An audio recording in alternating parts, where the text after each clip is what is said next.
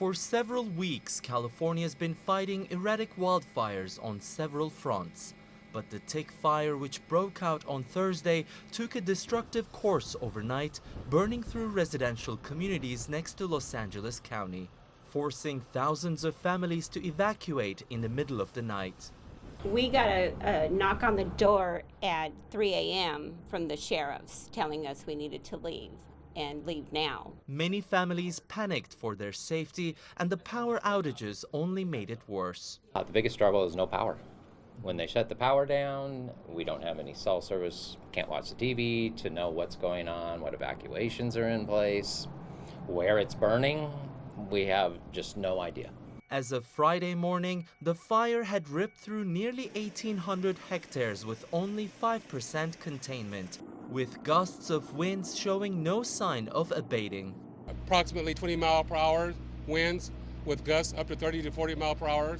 So we're going to work on containment. The infamous Santa Ana winds are extremely dangerous for this situation because they can carry the embers from an ongoing fire to a completely random location like this one and start a whole other fire. And this is why it's so important for the firefighters to respond to situations like this one before it spreads to the rest of the neighborhood. But officials are warning that we will continue to feel the strong gusts of wind throughout this weekend. That's why many residents have taken to the nearest shopping centers, stocking up for the weekend with more power outages.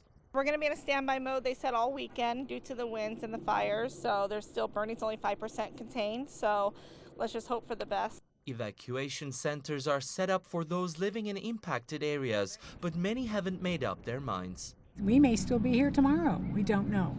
The driest month of the year, a month of wildfires and power outages, continues to be a season of uncertainty for millions of Californians. It is Tianshan, CGTN, Santa Clarita.